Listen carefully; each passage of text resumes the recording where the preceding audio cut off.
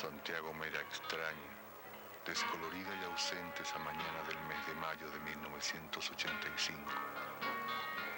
Después de 12 años de ausencia, sentí a mi alrededor la sensación extraviada de lo incierto. Parecía que la historia se había deslizado por sus calles sin dejar huellas ni rastros, como si Santiago se defendiera para que nadie sepa quién es. Santiago, pienso, existe en la medida en que se muere, en la fragilidad inconstante de cada calle. Santiago tiene esa mañana, te digo, la infancia dulce y cruel de los hombres y las cosas.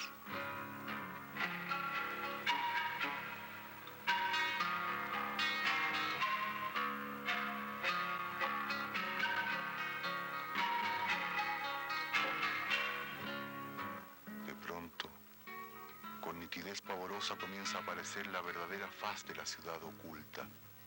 Santiago de Chile, el país del agobio, el país de la sonrisa ausente, el país huérfano, el país de la guerra subterránea.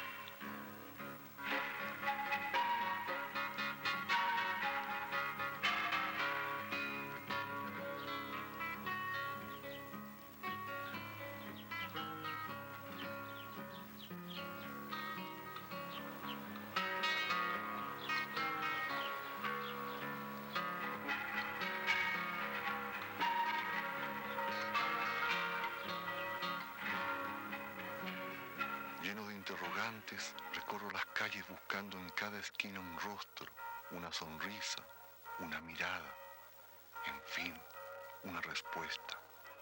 ¿Qué pensaban de sí mismos los chilenos? ¿Qué significaba vivir bajo la dictadura? Significa muchas cosas contradictorias. Significa mucho dolor, sin duda.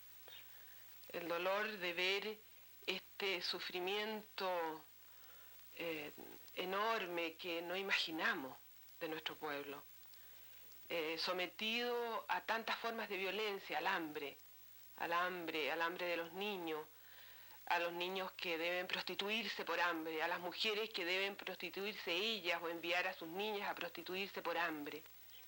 Significa mucho dolor por eso.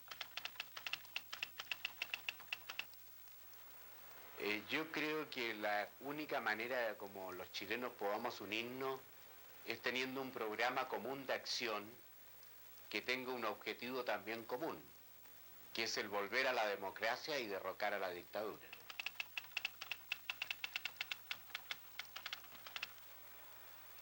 Yo no apoyé el régimen de Pinochet, yo apoyé el movimiento militar que destituyó del poder a Salvador Allende porque estaba en ese momento limitando las libertades del país y llevándonos a un Estado comunista sin que nosotros lo hubiéramos aprobado.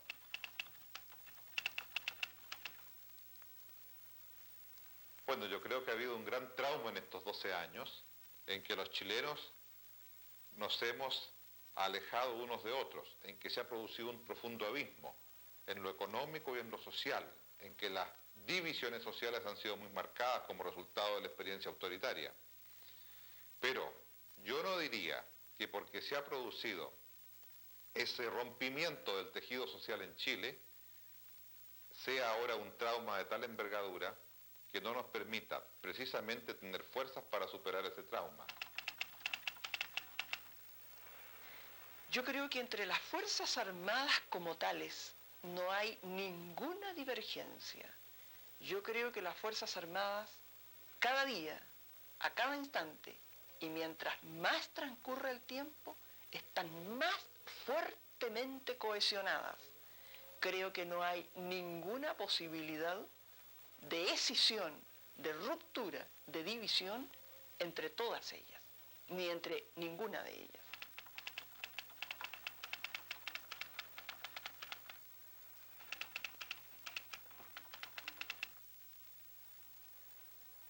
Habría que reconocer la prioridad de las exigencias que el tiempo histórico crea en Chile. ¿Cuál es esa prioridad?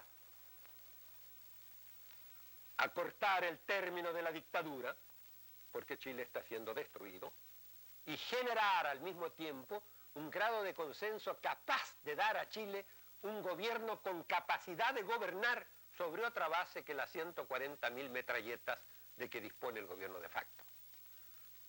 El deber es ese, establecer la prioridad. No es discutir modelos de sociedad, por ejemplo, ni es envenenarse con las querellas del pasado, con las cuentas pendientes del pasado.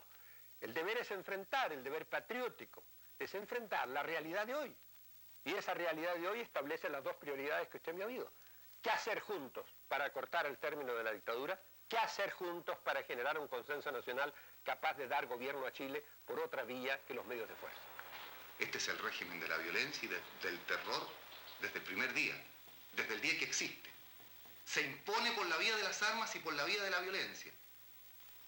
Y trabaja en contra del pueblo por la vía de las armas y por la vía de la violencia, en todas sus formas.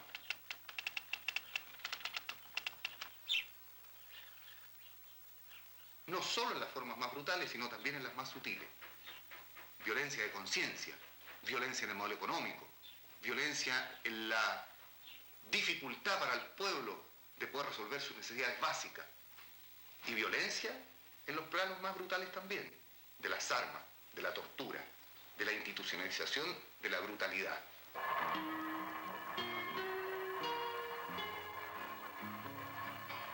A Valparaíso lo cubre la niebla otoñal. Suspendidos en el aire subimos lentamente hasta la cima de los cerros. Entre antiguas casas carcomidas por el óxido y el tiempo, entre ventanas y puertas cerradas, intentamos en vano atrapar el rostro de las gentes.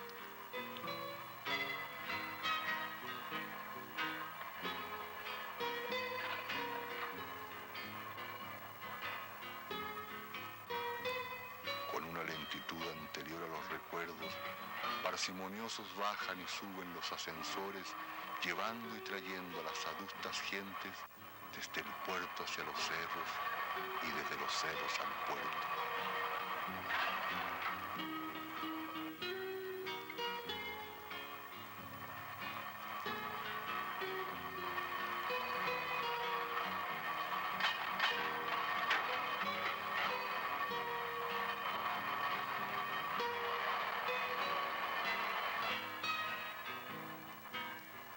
Más arriba, las poblaciones, los cerros donde viven los pobres. Mientras más se sube, más miseria. Arriba, la vida es 2 veces más dura, más difícil.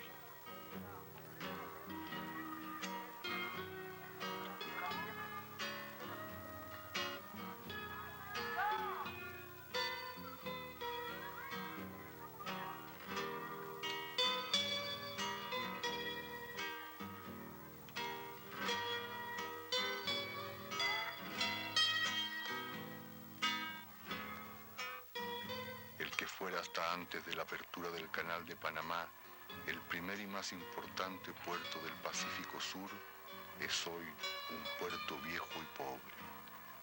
Como en el resto del país, la miseria se ha extendido en estos años.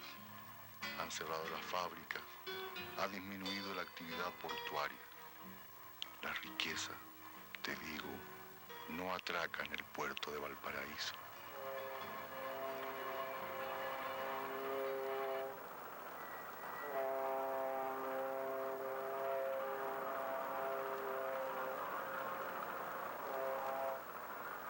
¿Dónde estás, Valparaíso? Loco, nocturno y porteño. Tú que no dormías nunca, recibiendo marineros que te amaban una noche. Dabas tus secretos, hoy pareces una estampa de librería de viejo. Te pregunto con ternura, ¿qué futuro hay a lo lejos?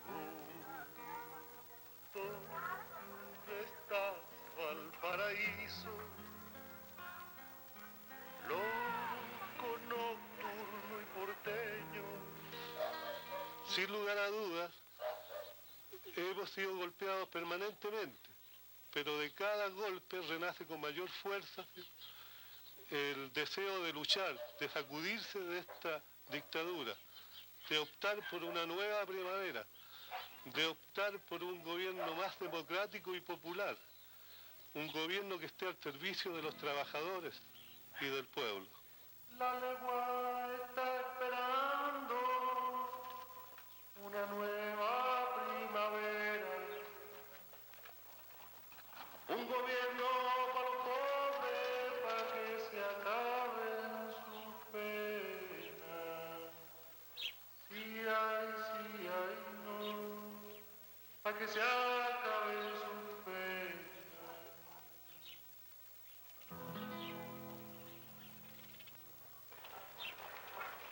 En la legua, de cada 10 trabajadores, 8 no tienen empleo.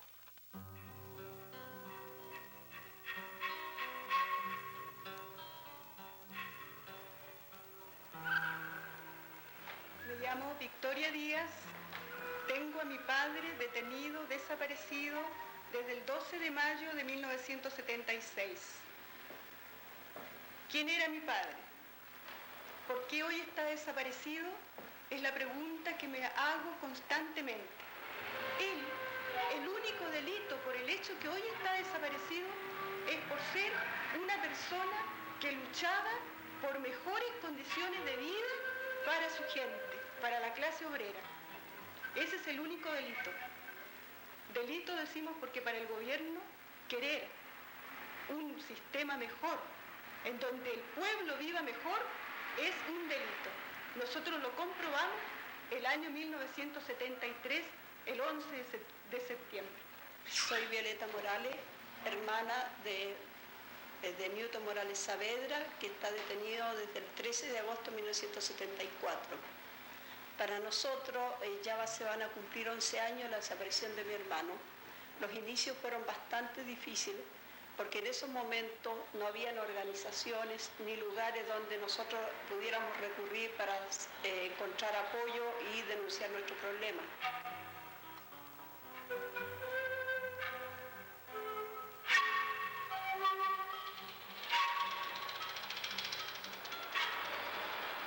Nuestro padre, como tantos otros detenidos desaparecidos, por lo único que luchaban era por una vida mejor.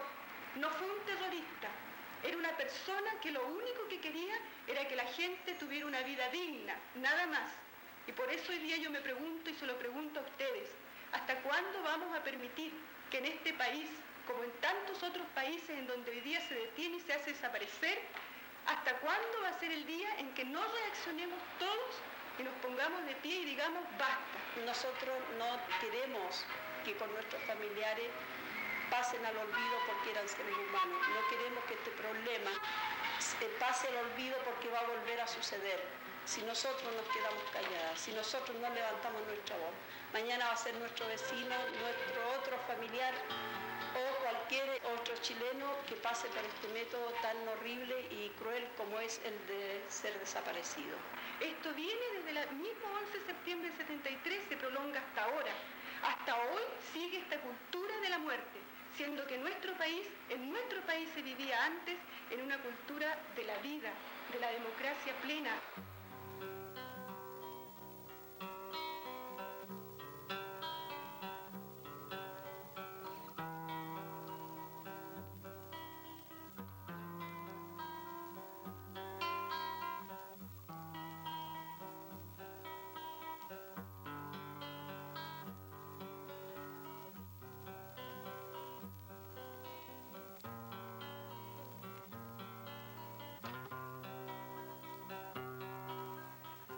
Yo no soy juez para reconocer responsabilidades de nadie.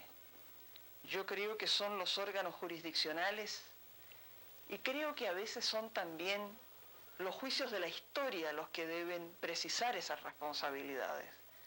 Por eso, cuando se habla de que hubo torturas, de que hubo desaparecidos, etcétera, etcétera, etcétera, yo digo que sea la justicia la que diga si la hay o no la hay. No podemos ser las personas individuales sin el manejo de los antecedentes concretos de cada caso, el que estemos diciendo, sí señor, hay un hecho punible o no lo hay. Porque si lo sabemos y sabemos cuál es el hecho punible, nuestra obligación es ponerlo en conocimiento del juez del crimen para que castigue ese crimen. Cuando ella integraba el cerrado círculo del poder en las calles y en sus hogares, eran arrestados hombres y mujeres que hoy constituyen la larga lista de detenidos desaparecidos.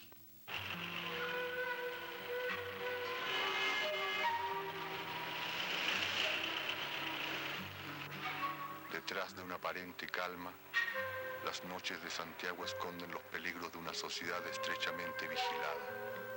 Policías de civil, delatores, las horas donde todo es posible, la detención arbitraria, la desaparición, los degollamientos, el asesinato, las torturas, el terror, en fin, como única razón de Estado. Yo me llamo Andrés Antonio Valenzuela Morales. Mi profesión anterior era agente de los servicios de inteligencia chilenos en la Fuerza Aérea de Chile. Bueno, en las operaciones que participé fueron muchas, no recuerdo la cantidad de números.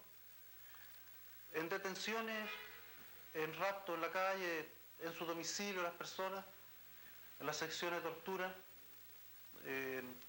Fui testigo de homicidios. El trabajo en general dentro de los aparatos de seguridad es tratar de silenciar por todos los medios cualquier tipo de oposición que exista, un brote de oposición al régimen de General Pinochet. Esto existía en tratar de quebrar moral, psíquica y la vida de las personas para que no existiera una oposición al régimen de General Pinochet. Un sospechoso era seguido durante semanas por un equipo especializado en los cuales estaba yo, haciendo seguimiento, fotografía de los contactos que él tenía con otros compañeros de él, de su partido. Posteriormente eran detenidos, se les entregaba equipos de interrogadores con los antecedentes que ya se tenía de esta persona. Ellos lo interrogaban bajo tortura, con electricidad, en las partes sensibles del cuerpo, golpes de pie y puño, eran colgados de las manos por esposas. Al colgarlos les ponían, eran vendadas las muñecas con vendas de cualquier tipo y después los esposaban. Después de estar esposados eran colgados por lo general a fierros que existían en el techo, con los pies que apenas rozaban el suelo. Entonces, todo el peso lo tenían en los brazos. Así los mantenían hasta por más de 1 o 2 horas. Empezaba la tortura con esta gente al momento mismo de bajarle los brazos. Yo me acuerdo que gritaban de una forma muy increíble, ya que se les para la circulación de los brazos, no llega la sangre arriba. Entonces al bajarlo, baja la sangre de un viaje y... Bueno, yo conversaba con ellos, yo les preguntaba después qué sentían. Yo nunca había pasado por eso, ni he pasado. Entonces me decían que eran como millones de agujas que se le metían en los brazos en ese momento de dejarlo. La primera vez que participé en una tortura fue presenciándola. Me iniciaba recién en esto de los servicios de seguridad, el año 74. Fue en un departamento de la Plaza Pedro de Valdivia en Santiago, que había sido un ex militante del MIR y se usaba para la sección de tortura. Me llevaron acompañando a algunos jefes, oficiales que hacían este tipo de trabajo, junto a otro conscripto, y presenciamos que golpeaban y le ponían electricidad a una muchacha joven. Lo que sentí fue miedo, porque recuerdo que el comandante Edgar Ceballos le decía a la niña que si no hablaba le iba a decir a los conscriptos que la violaran. Y eso a mí me aterró mucho. Me recuerdo ese detalle que entré a uno de los dormitorios del departamento y me puse a llorar, yo estaba muy asustado. Y desde esa vez yo creo que me empezó a pesar por por mi cabeza que no me tenía que ir nunca de ahí. No quería tomar el puesto de la niña.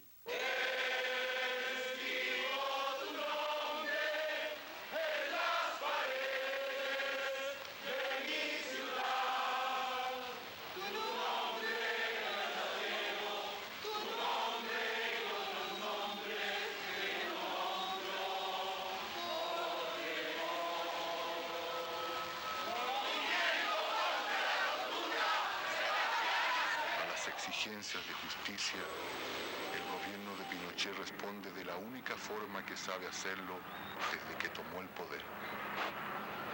En este momento tenemos cerca de 32.000 habitantes, los cuales están en su mayoría, un 70% de cesantía.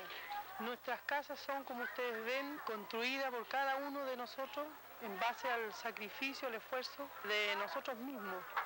Muy mal estado, estamos entrando al invierno acá, vivimos en el barro, no tenemos, digamos, mayormente derecho a la salud, no tenemos derecho a la vivienda, una vivienda digna de ser humano, ni al trabajo. Durante los años de dictadura, el pueblo ha creado organizaciones paralelas al gobierno. Este es el caso de los comités Comprando Juntos, dirigidos únicamente por mujeres con el fin de evitar que las detenciones y los arrestos masivos de los hombres paralicen el funcionamiento de estas organizaciones populares. Al tener dinero, ¿cierto? Teníamos que comprar los negocios y lo que por octavo, por cuarto nos salía el doble o el triple fiscal. Entonces decidimos por qué nos juntamos y vamos a la vez y compramos, qué sé yo, una cosa así. Y esto tomó color, ¿cierto? Se entusiasmaron nuestras familias y bueno, y aquí estamos. Siempre compramos juntos aquí porque es mucha la pobreza que hay en Chile. Principalmente yo estoy sufriendo mucho porque yo soy madre de una hija detenida política. Entonces ella tiene 8 niños. Yo tengo que saberlos mantener, ayudarlos por aquí y por allá, aunque yo gano muy poco, pero yo tengo que ayudarlos comprando juntas, que se compra más barato. Poder sentir de que puede formar un hogar, porque en estos momentos nadie puede decir yo mañana voy a sacar una carrera, voy a estudiar, voy a sacar una carrera, voy a formar un hogar para poder casarme, tener hijos, educar a mis hijos. En estos momentos solamente luchamos por subsistir, nada más. Nosotros luchamos y pedimos y deseamos una democracia plena. Nosotros peleamos no solamente por las reivindicaciones de tener el derecho, como les decía, a la salud, a la vivienda. Todo eso va desde un cambio de régimen, desde un cambio de gobierno. El futuro, como lo vemos nosotros, siempre de sacrificio, pero libres. Nosotros, eligiendo a quienes nos gobiernan, nosotros andando libres en las calles, sin temor a que cualquier día se nos detenga y se nos lleve y desaparezcamos o aparezcamos muertos. Yo soy esposa de un preso político.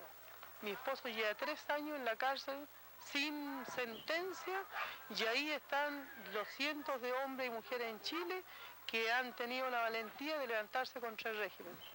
Aquí habimos como 250 personas, 50 y tantas familias. Hay personas que tienen 7 niños, 4, 5, la que menos tiene 2, otras tienen 9.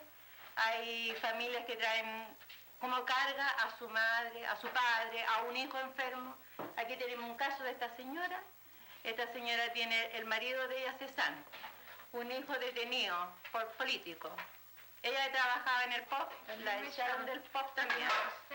Entonces tuvo que agregarse aquí a la olla común. Casi toda la gente tiene problemas. Somos requete pobres. La olla se hace todos los días con puras cosas pedidas, de la caridad de la gente. Se va a pedir a La Vega, se pide huesos, se piden papas, se piden botellas. Ahora estamos en la campaña de la botella, pidiendo botellas para poder vender. Estamos cocinando con viruta, nos dan la viruta. Lo que sobra de los muebles nos dan. Plata no tenemos gas, ni siquiera una caseta donde cocinar. Estamos cocinando a la intemperie. Cuando llueve, ahí es milagrosa que salga el agua. A la gente se le cobra aquí 10 pesos o 20 pesos a veces y más encima una cooperación. Traen lo que pueden, papitas, cebolla, cualquier cosita. Aquí hay 16 ollas, todas pertenecen a un decanato. A todos nos dan raciones iguales. Ahora no tenemos aceite, no tenemos leche, harina. Así que solamente estamos cocinando papa y arroz, lo que la gente puede traer. Todos los maridos cesantes, la mayoría de varias viudas también aquí. La olla común es una respuesta frente al hambre de un país. En Santiago, más de 30.000 personas reciben su única comida por este medio. El objetivo principal de este libro es un poco dar a conocer el sentido de la vida. Lo vemos un poco por los presos políticos, por los desaparecidos y por los allanamientos y más encima por los torturados. Yo creo que nosotros queremos concretamente que toda esta escala de terrorismo que se ha venido ejerciendo como hartos meses atrás y varios años, cese.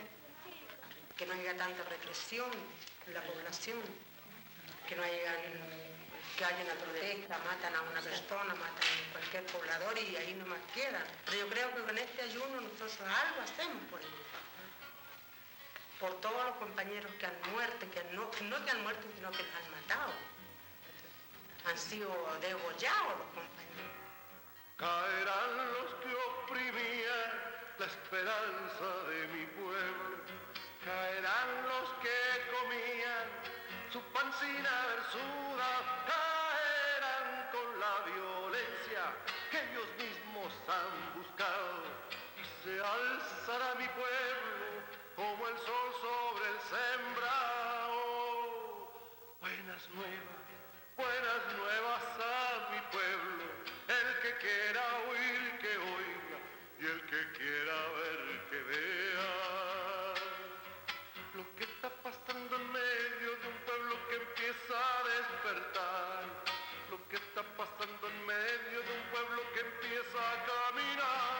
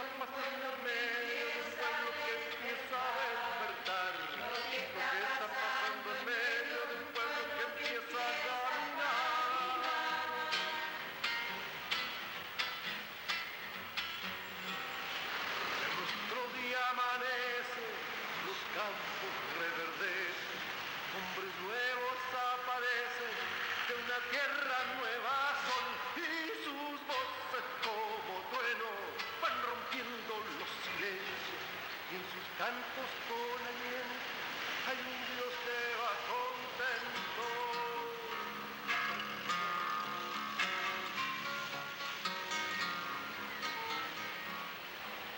Después de varios días en Santiago, escudriño en el rostro de la gente.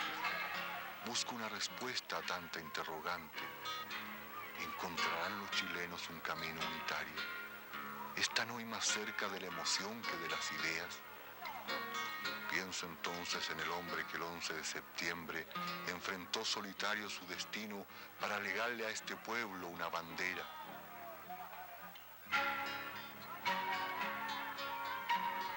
¿Vive Allende, me pregunto, en la memoria de los chilenos?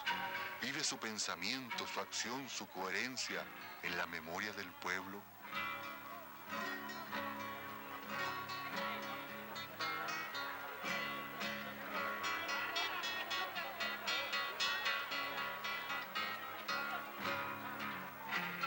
Cuesta contar las cosas. hace falta el tiempo. Será necesario, te digo, rasgar la tierra para encontrar el alma.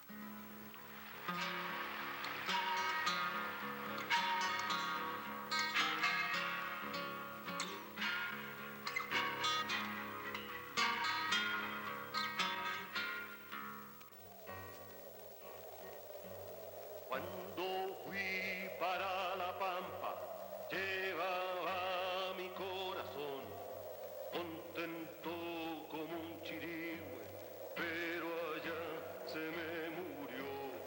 Primero perdí la pluma, luego y arriba quemando el sol. Chile, en lengua aymara significa donde se acaba la tierra, y tenían razón, a menos que sea donde comienza. Habita en su concha el caracol, cual la sombra de las leyes, el refil. En una vasta zona de 200.000 kilómetros cuadrados se extiende la región de los desiertos. La hilera de casucha, frente a frente. En 1535, el adelantado Diego de Almagro se internó por estas soledades. Regresó al Perú con sus tropas abatidas y diezmadas. Vino a buscar oro y encontró muerte, andrajos, dedos helados que se desprendían junto con las botas de sus soldados, la cara partida por el sol y el viento, los ojos ulcerados por los hielos de la noche. 3 siglos más tarde, un mineral forjaría grandes fortunas e imperios, el salitre. Hizo crecer las flores, poco después, la guerra. En la época del auge había aquí 120 oficinas salitreras. Hoy solo quedan pueblos abandonados. De la antigua riqueza no quedan sino escombros y agujeros. Las vías muertas del ferrocarril, los hilos mudos del telégrafo, la soledad del hombre, la memoria perdida, la presencia persistente de la muerte. Aunque donde habita gente, la muerte es mucho mayor. Enterrar la justicia, enterrar la razón, que arriba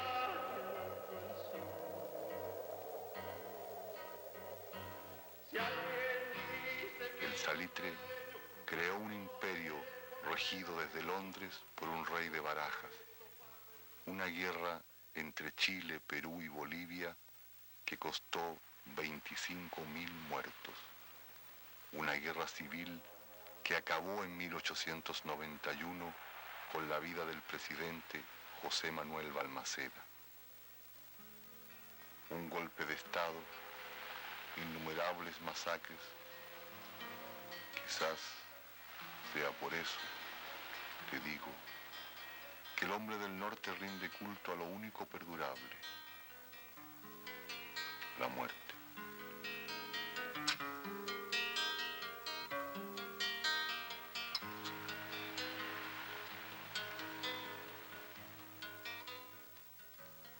Nosotros los antofagastinos creemos que el norte tiene un orgullo aquí en Antofagasta.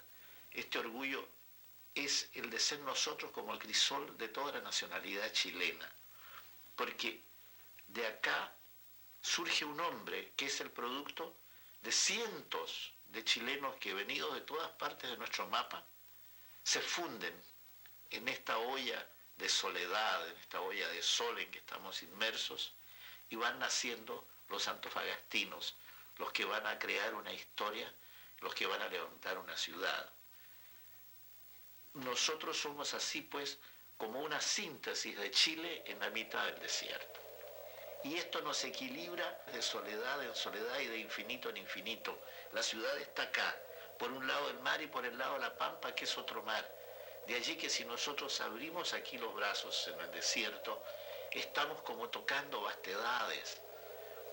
Y el panorama nuestro es un paisaje curioso, originalísimo, porque aunque por encima no tiene nada, por dentro tiene la gran fecundidad de la tierra, tiene el cobre y tiene el salitre que es una leche que vivifica las tierras muertas, las tierras enfermas del mundo.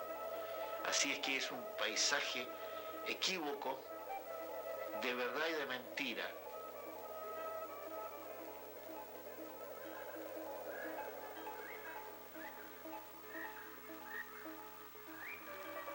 La incipiente industrialización originada por la explotación de los minerales creó las condiciones sociales que dieron inicio a la formación del proletariado chileno. Surgieron así las primeras mancomunales obreras fundadas por Luis Emilio Recabarren, la figura más significativa de la historia del movimiento obrero chileno.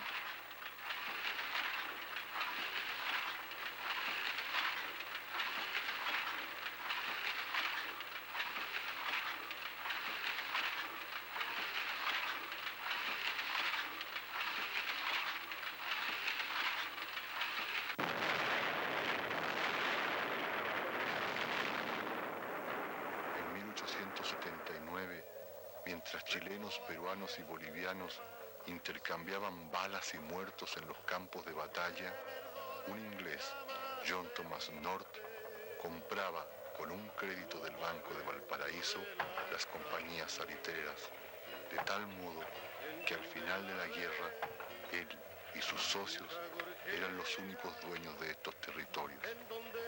La historia del subdesarrollo repite y cierra el círculo de la dependencia. La prosperidad del norte forjó la riqueza de otras sociedades. El descubrimiento del oro blanco, como se le llamó desde Londres, provocó una estampida humana hacia los desiertos. Desde Europa llegaron centenares de hombres con sus necesidades, esperanzas, pero también con sus ideas. En menos de 10 años se levantaron puertos y ciudades no soñadas, casi un centenar de empresas salitreras y se tendieron más de 2.000 kilómetros de líneas férreas. Los estallidos sociales comenzaron con el siglo. Entre 1900 y 1925, la cifra de obreros masacrados fue de 7.000. La verdad es que el ejército chileno tiene una larga experiencia en asesinar trabajadores. Basta citar la matanza en la Escuela Santa María de Iquique. 3.200 muertos en 30 segundos. Estos últimos años de la dictadura militar han sido muy fuertes y la gente se ha atemorizado. La lucha obrera ha sido desbaratada y en consecuencia de eso nosotros tenemos gentes en exilio, tenemos gentes en relegación, tenemos gentes en la cárcel. Hay compañeros que han dado la vida, hay compañeros que están presos en estos momentos, hay compañeros que están expulsados, pero más que el miedo, ¿cierto?, es la voluntad de construir una patria nueva. Vino el achatamiento, porque hay que decir las cosas como son, vino un achatamiento total a partir del año 73, pero no fue el achatamiento definitivo, y de esa totalidad de gente que estaba angustiada, volvió la juventud a levantarse en las universidades, y hoy día nosotros mantenemos una firme esperanza que son los jóvenes los que van a salvar el espíritu. ¿Qué es lo que nos interesa? Que haya un ideal, que haya una fuerza interior que permita que la gente viva hacia el porvenir, sabiendo lo que tenemos al pasado. No nos quedemos con lamentaciones o con orgullo de atrás, sino que pongamos toda esa fuerza al servicio de lo que viene. Y yo creo que lo que viene es lo que queremos todos los hombres libres del mundo. Queremos una vida en la tierra regida por la justicia, regida por la libertad y regida por la paz. Si no, no valdría la pena vivir.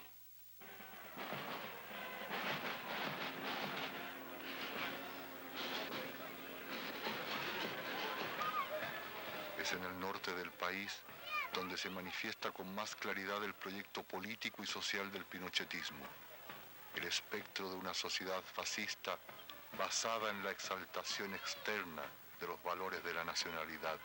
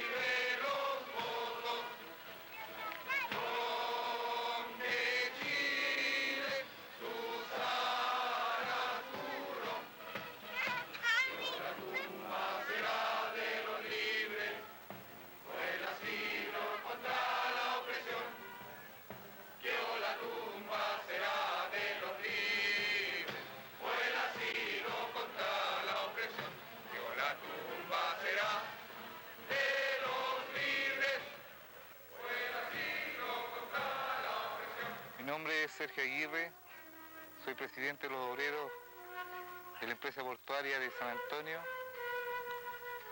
y soy presidente del Consejo Nacional Marítimo Portuario de Chile, CONAMAPOCH. Yo fui relegado el día 29 Este pueblo, como muchos otros, se ha transformado durante el gobierno militar en un lugar de relegación de opositores políticos que han sido enviados aquí a cumplir condenas de confinamiento obligatorio. Este es un pueblo acostumbrado a recibir relegados del año 75 aproximadamente. Aquí han pasado una serie de compañeros que, con razón o sin razones, fueron arbitrariamente relegados por la dictadura. Este pueblito, el 73, fue reducido a lo que es hoy día. Un pueblo que está casi abandonado porque bajó la actividad del trabajador minero principalmente porque se les ha prohibido la explotación minera con explosivos. La vida de él en la mina es la de un hombre solitario, un hombre que está 8 horas trabajando al lado de su compañero y no se habla, se pasa un cigarro, un hombre que se cocina solo, los viejos duermen en pircas, que son casas de piedra, tirados encima de las piedras, tienen unos saquitos. Generalmente el minero de esta parte es un hombre un poco hermético.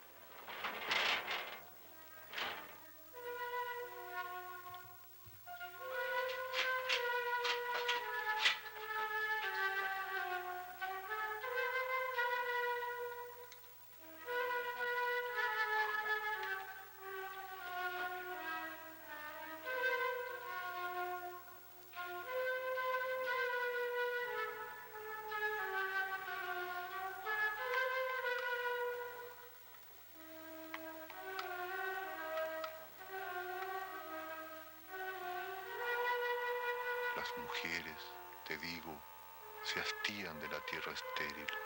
Muchas regresan. Los hombres se quedan e intentan en una extraviada alquimia convertir las piedras en oro, la arena en oro, el polvo en oro. Los nombres revelan la angustia de los exploradores y aventureros. Llano de la paciencia, pampa engañadora, cordón del desamparo, estación soledad, norte de la niebla, quebrada de la desdicha. Mineros de Inca de Oro nos han recibido, nos conoce la mayoría de la gente, nos han venido a saludar, nos han dicho qué es lo que piensan, nos han dicho que piensan igual que nosotros. Es una gente que todavía está viviendo el terror de la dictadura del 73. Porque es un pueblo aislado, sin comunicaciones, pero que en el fondo también guarda toda una conciencia de clase. Tana, Chaca, Chisa, Carrizal, palabras gastadas por el polvo y la sequedad. La magia oculta de los nombres, te digo, va marcando inexorablemente el paso de los hombres. Estos pueblos abandonados son el reflejo de la industrialización dependiente. Estos hombres, sus despojos patéticos. Se cumple así la ley inexorable de las sociedades neocoloniales.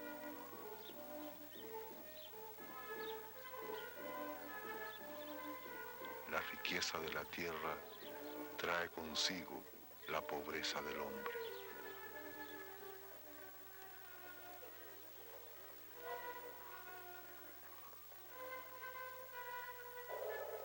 En estas extensas soledades se marcó el destino trágico de Chile.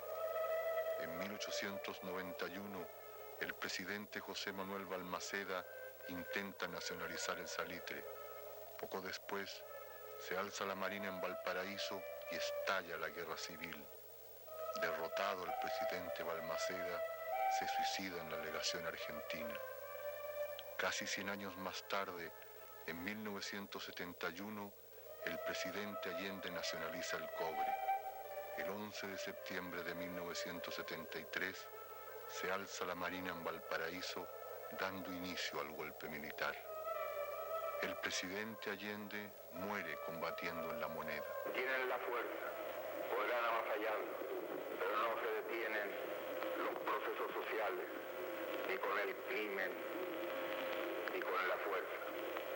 La historia es nuestra. Y la hacen los pueblos. En 1891, el capital inglés decidió el futuro de Chile.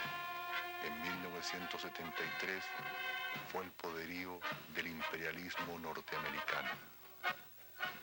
Desde fines del siglo pasado se manifestaron en el norte chileno todas las ideas que estremecieron al mundo. Los inmigrantes llevaron los principios anarcosindicalistas que dieron origen al socialismo. Fueron tipógrafos españoles los que colaboraron con Recabarren en la fundación de la prensa obrera.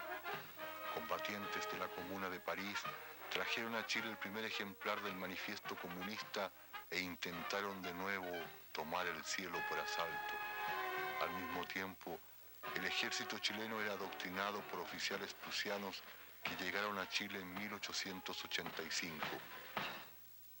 ¡Vista la bandera! ¡Atención presente!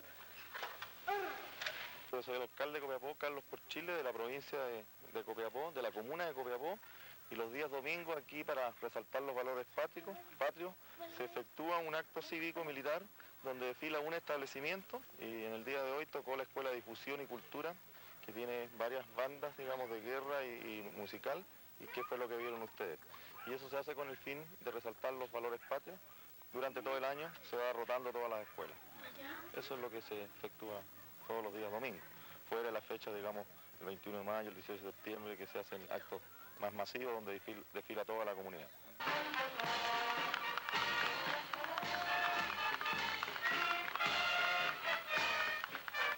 Los militares que usurparon el poder en Chile acabaron con 150 años de vida democrática.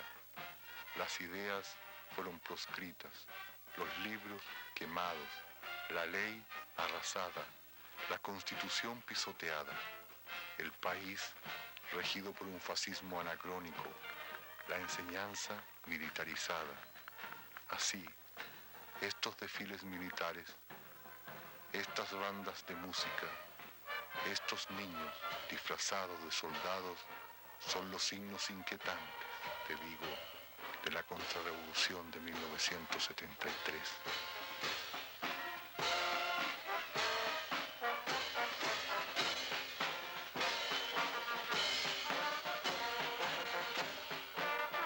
El 11 de septiembre de 1973, un general golpista declaraba satisfecho: somos el último ejército prusiano del mundo. Y tenía razón.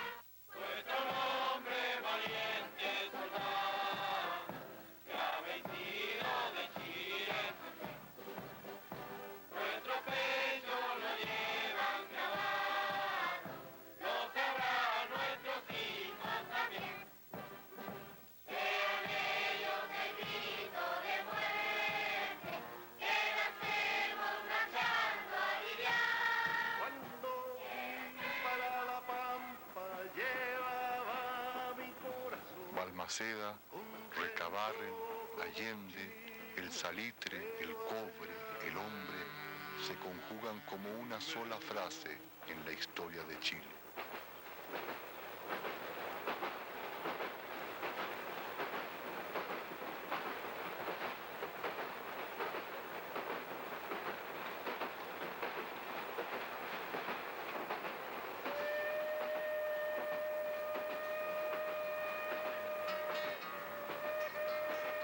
De Santiago a Concepción son algo más de 500 kilómetros.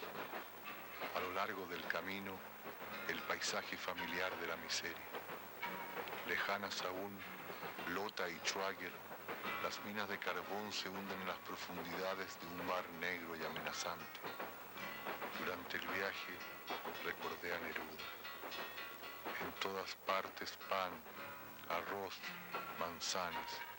En Chile, alambre, alambre, alambre.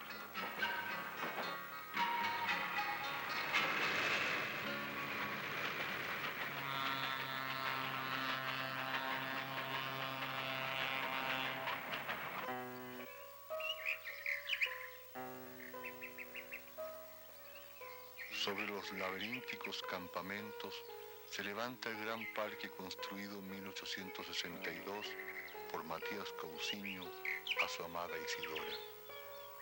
El paraíso de amor sobre el infierno. Matías Cousiño trajo árboles de todos los rincones de Chile para complacencia de Isidora. Estatuas de diosas inventadas que simbolizan los distintos estados del alma, la alegría, la tristeza, la nostalgia del amor perdido. En el fondo, un palacio de cuentos de hadas desde cuyas terrazas se ve hasta el infinito el océano del mundo. Entre los jardines, las estatuas de mármol testimonian su pasión incontestable.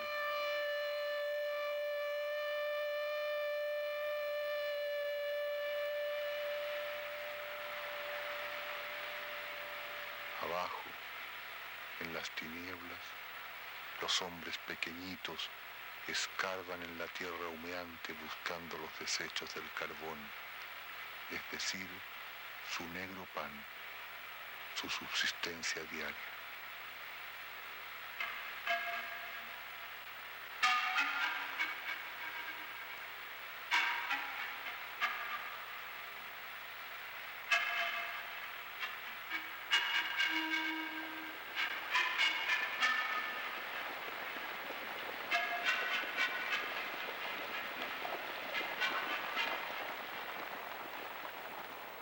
¿Quién puede? ¿Puedes tú ilegitimizar la belleza? Arriba, el gran parque, la flora y la fauna, el aire oxigenado. Abajo, te digo, el hombre, los niños ancianos hundiéndose en el lodo. Una realidad maniquea y casi inverosímil, pero es la realidad. En Lota y Schwager permanecen intactas las huellas de la industrialización inglesa. Los galerones donde viven hacinadas las familias, las estructuras de hierro y el vacío.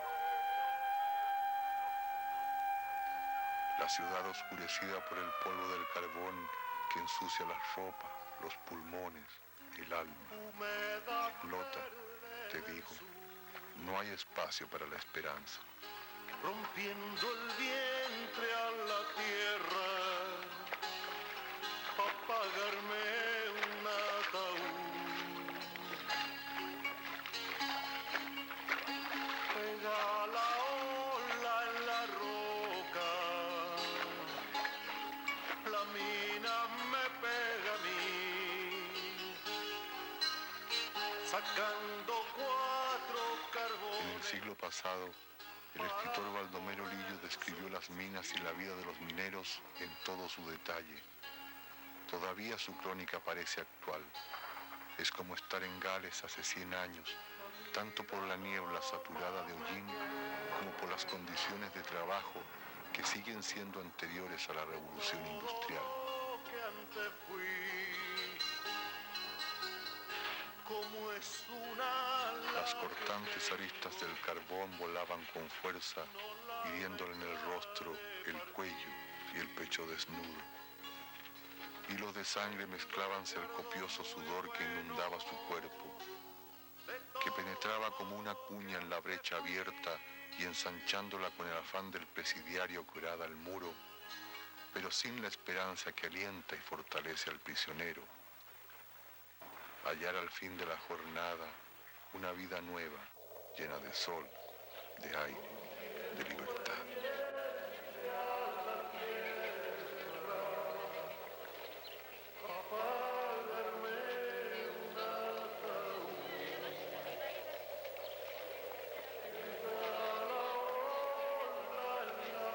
De hecho, aquí hay mucha cesantía, hay hambre, hay miseria y todo lo que pueda haber. Lo que nosotros en estos momentos nos queda es la vida y por lo tanto esa la tenemos que defender, cueste lo que cueste. Y también hemos tenido que ir creando nuevas instancias de organización, ¿no es cierto?, para podernos defender de la represión. Los derechos los teníamos. Primero que nada, el derecho a decir lo que uno pensaba. El derecho a pasearse por la calle sin temor de que una bala asesina, ¿no es cierto?, nos pudiera quitar la vida. Teníamos derecho a comer y a comer como correspondía desde el año 73. Nos duró bastante poco, pero la recordamos harto. Filmamos en la Plaza de Armas de Santiago, el centro histórico de Chile. De pronto, desde lo alto de la catedral se escuchan los acordes de Gracias a la Vida de Violeta Parra.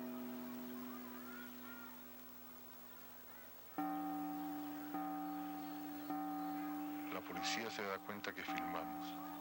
Me acerco y pregunto por el pasado histórico de la ciudad, por los detalles de la arquitectura, en fin.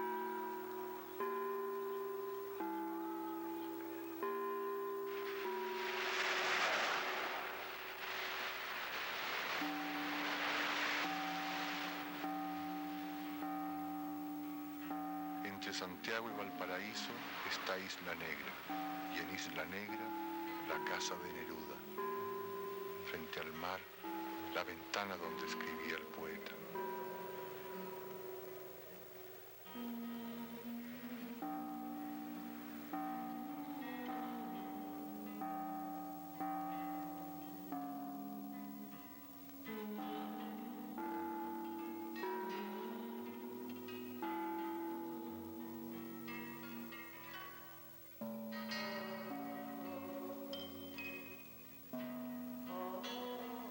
En la casa de Isla Negra ya no flamea la bandera azul con un peso horizontal encerrado en dos círculos que indicaba la presencia de Neruda. Sobre la casa sellada, una orden militar perentoria. Prohibido visitar esta casa.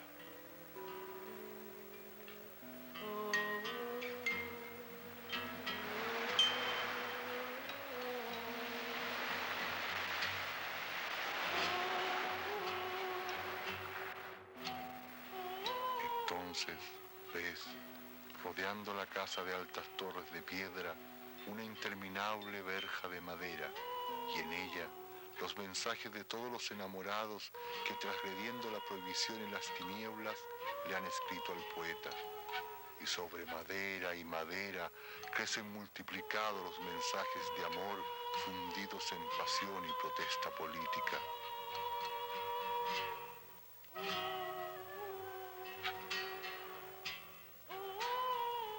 Porque amaste la libertad, te recordamos, Pablo.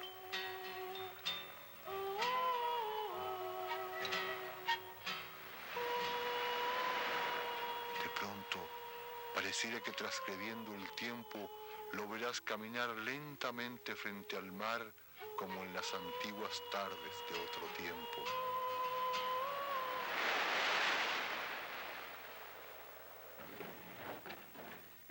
Una mañana recibimos al fin la esperada noticia.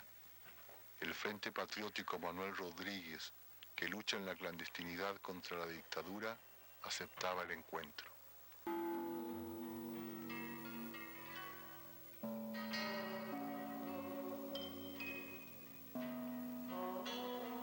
En la casa de Isla Negra ya no flamea la bandera azul con un peso horizontal encerrado en dos círculos que indicaba la presencia de Neruda.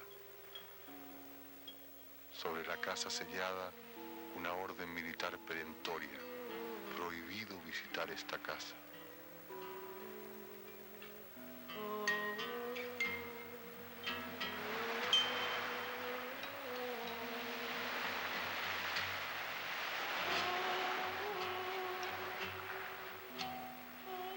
Entonces ves, rodeando la casa de altas torres de piedra, una interminable verja de madera, y en ella los mensajes de todos los enamorados que, transgrediendo la prohibición en las tinieblas, le han escrito al poeta.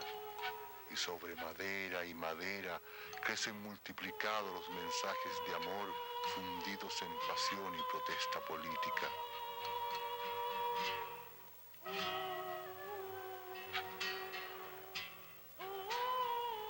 Porque amaste la libertad, te recordamos, Pablo.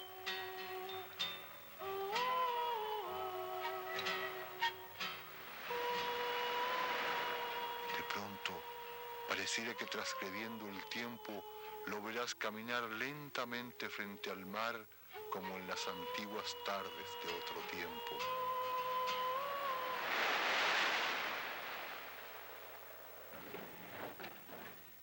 Una mañana recibimos al fin la esperada noticia. El Frente Patriótico Manuel Rodríguez, que lucha en la clandestinidad contra la dictadura, aceptaba el encuentro. Después de un viaje de horas por caminos y calles desconocidas, nos encontramos con los jóvenes que combaten a través de la vía armada a la dictadura.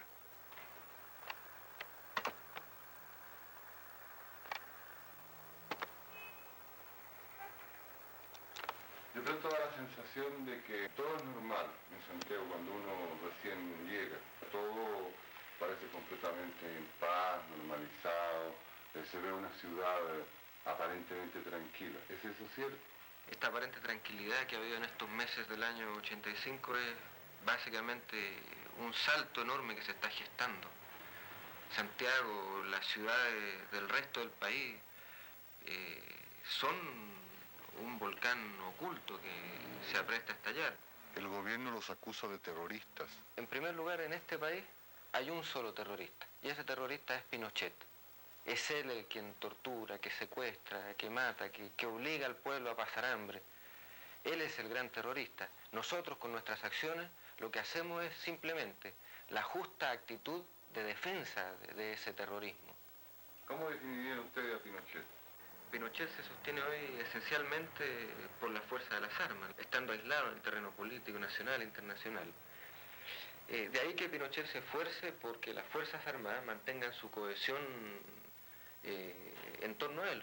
Para eso han creado todo un sistema dentro de las Fuerzas Armadas, tanto en términos de corrupción, de altos sueldos, de represión interna. ¿Cómo vislumbran ustedes la futura sociedad chilena?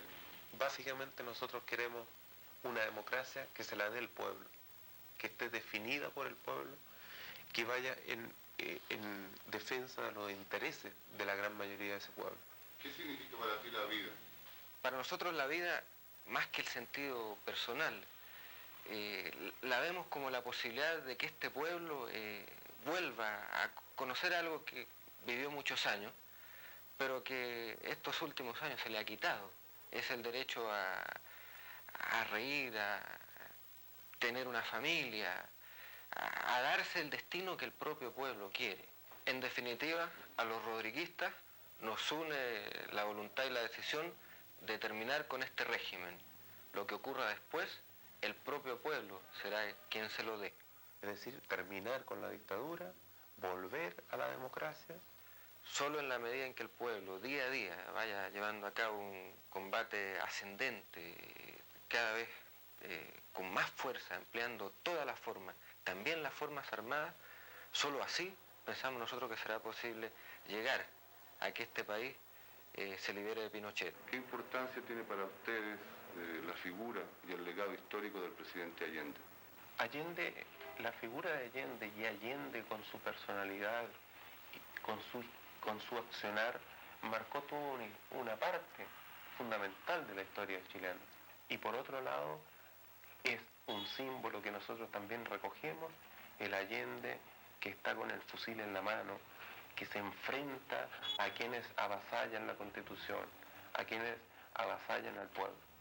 Para el pueblo chileno, Allende sigue vivo y se prolonga en la lucha del Frente Patriótico Manuel Rodríguez.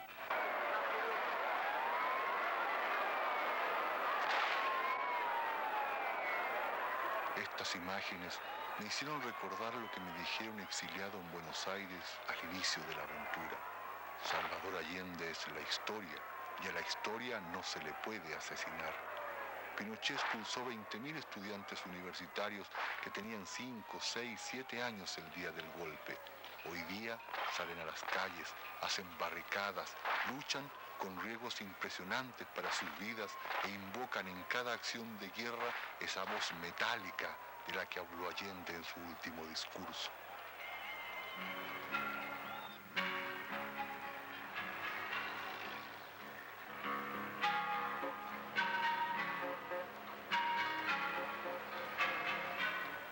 Después, lograríamos filmar en el interior de La Moneda el Palacio Presidencial, sede del poder político de Chile.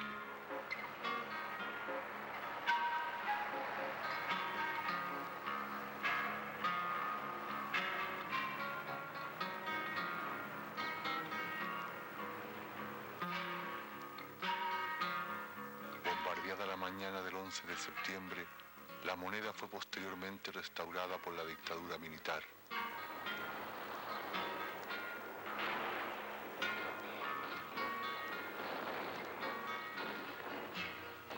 A pesar que todo se ha cambiado, con el propósito de borrar hasta el último vestigio del presidente asesinado, la presencia de Allende, su historia, surge viva en el recuerdo.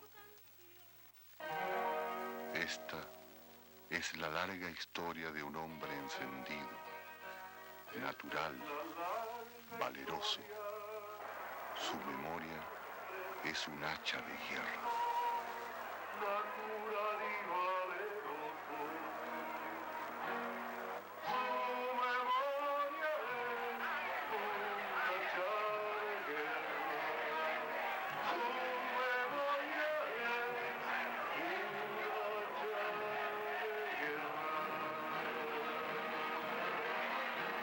Había cumplido 64 años en el julio anterior y era un Leo perfecto, tenaz, decidido e imprevisible. Amaba la vida, amaba las flores y los perros y era de una galantería un poco a la antigua, con esquelas perfumadas y encuentros furtivos. Su virtud mayor fue la consecuencia, pero el destino le deparó la rara y trágica grandeza de morir defendiendo a bala el mamarracho apolillado del derecho burgués, defendiendo una Corte Suprema de Justicia que lo había repudiado y había de legitimar a sus asesinos, defendiendo un Congreso miserable que lo había declarado ilegítimo, pero que había de sucumbir complacido ante la voluntad de sus usurpadores, defendiendo la libertad de los partidos de oposición que habían vendido su alma al fascismo, defendiendo toda la parafernalia apolillada de un sistema de mierda que él se había propuesto aniquilar sin disparar un tiro. El drama ocurrió en Chile, para mal de los chilenos, pero ha de pasar a la historia como algo que sucedió sin remedio a todos los seres humanos de este tiempo y se quedó en nuestras vidas para siempre.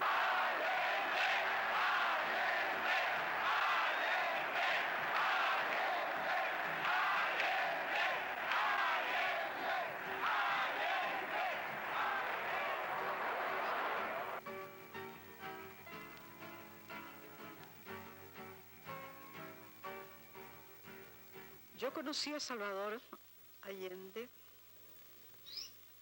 el 25 de enero, la noche del 25 de enero de 1939, cuando un gran terremoto estremecía todo Chile, particularmente la zona de Chillán.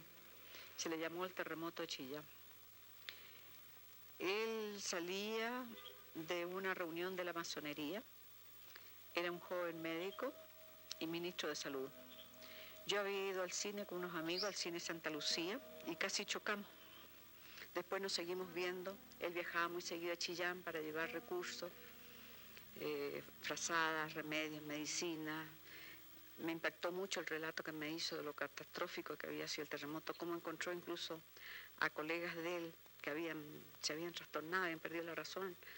Los encontró vagando por la plaza de Chillán con los cadáveres de su hijo, de su mujer, en fin, sin poderse conformar. Así conocí yo a Salvador Allende. En 1940 nos casamos. En 1941, en enero del 41, nació nuestra primera hija.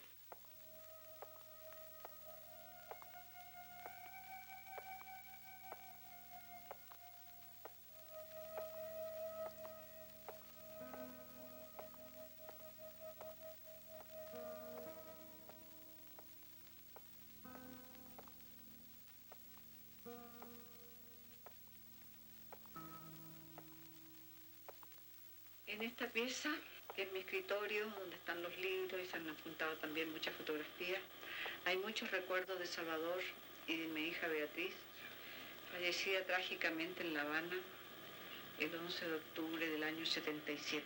Afortunadamente me han reunido algunas fotos en que ella está junto a su padre, porque Beatriz no solo fue su hija, sino que fue la gran colaboradora de Salvador en La Moneda, fue su compañera y nunca se conformó con la muerte de su padre.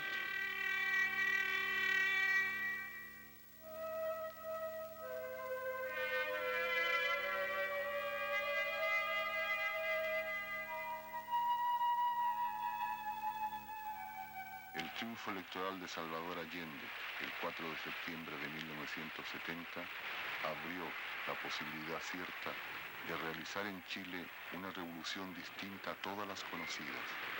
Nació así la vía chilena al socialismo.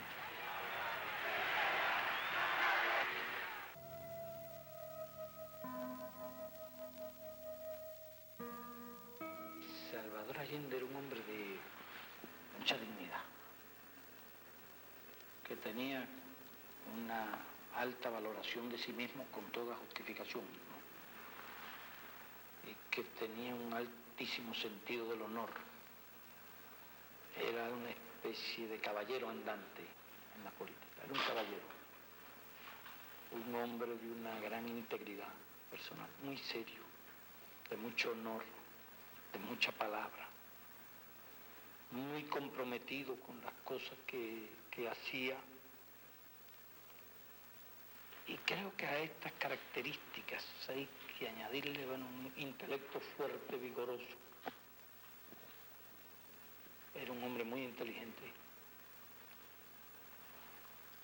Pienso, por supuesto, que era en la misma medida un hombre apasionado con las cosas que hacía. Y un rasgo muy sobresaliente de su personalidad y que lo demostró al final de su vida, un hombre de un gran valor personal. A ustedes que han contemplado por sus propios ojos la miseria en que viven muchos de nuestros compatriotas, ustedes, huéspedes y amigos, En la voluntad de Allende, en la serenidad de su palabra, encontraban, ¿recuerdas?, la respuesta a la inquietud que nos golpeaba la conciencia. Sus palabras traducían la justicia posible. Su voluntad rompía el tiempo, transformándolo. alcanzó a tomar en sus manos la dirección de su destino para caminar por la vía democrática hacia el socialismo. Este Chile que empieza a renovarse, este Chile en primavera y en fiesta, siente como una de sus aspiraciones más hondas el deseo de que cada hombre del mundo tenga en nosotros un hermano.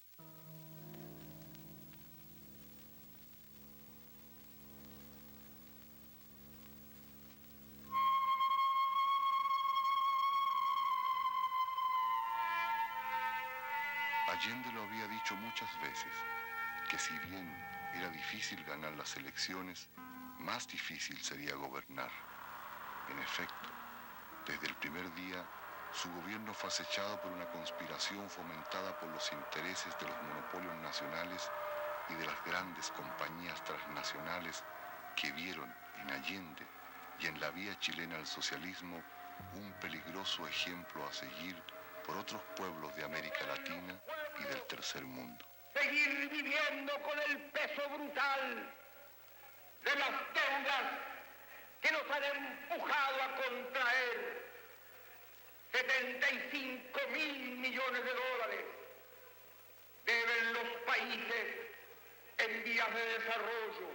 Jamás podrán cumplir los compromisos derivados de las exigencias de amortización e intereses. Pueblos hambrientos, con cesantía, con falta de viviendas, con incultura, teniendo que hambrear más a sus masas para cumplir compromisos que pesan brutalmente sobre nuestro potencial de desarrollo. El ambiente humano alrededor del presidente en las semanas y meses anteriores al golpe militar fue de extraordinaria preocupación, inquietud y tensión, viendo desarrollarse la espiral de violencia y buscando atajarla por todas las maneras. Le hemos advertido a los imperialistas que no nos van a doblegar, que no nos van a impedir que construyamos por nuestra propia voluntad nuestro propio destino. Fui a acusar ante la conciencia del mundo que nosotros, que no queremos la violencia, a la contrarrevolución y a la violencia reaccionaria, utilizando primero la ley, después utilizaremos la violencia revolucionaria. El 4 de septiembre de 1973, recuerdas, una inmensa multitud llenó las calles de Santiago. Se cumplían 3 años del triunfo popular. Desde la mañana hasta altas horas de la madrugada, miles de hombres y mujeres desfilaron frente al presidente. Esperaban su palabra.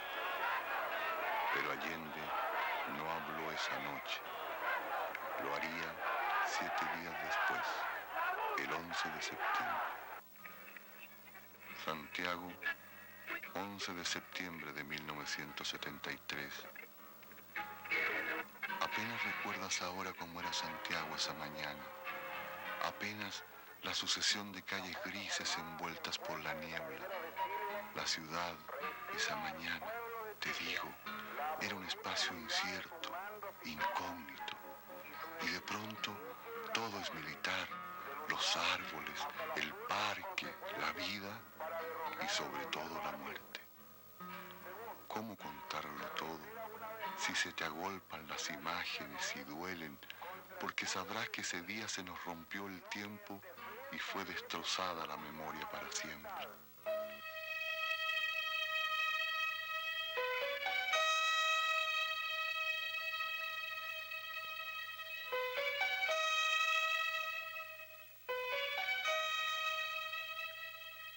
A pesar que todo se ha cambiado con el propósito de borrar hasta el último vestigio del presidente asesinado, la presencia de Allende surge viva en el recuerdo. Su presencia se siente, te digo, en los antiguos salones restaurados.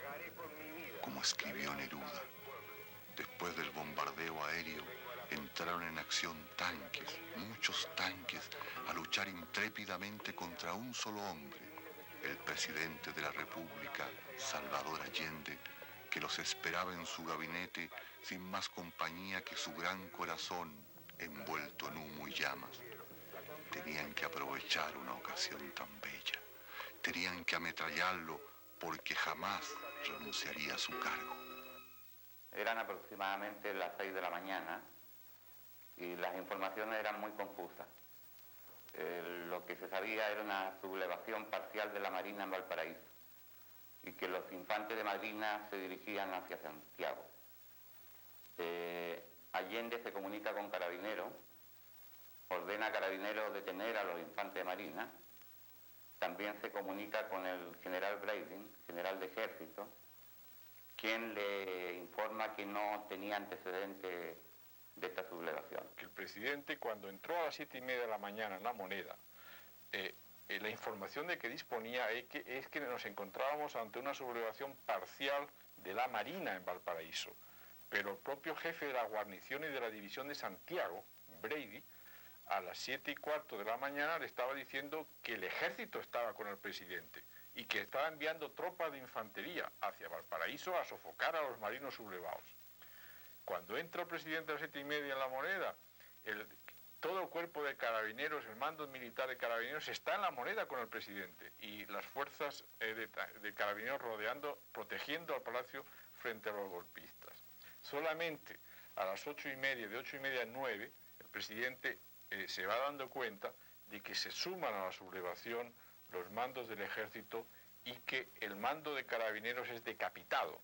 Más o menos a las 7:30 de la mañana del día 11 de septiembre recibí una llamada telefónica de la casa del presidente Allende de que me trasladara a La Moneda porque había noticias de un levantamiento de la Marina en Valparaíso. En el camino habíamos oído por radio que el presidente salía de Tomás Moro hacia La Moneda. Desde la Plaza Italia se veía que los autos estaban siendo devueltos, que no los dejaban entrar al centro de la ciudad.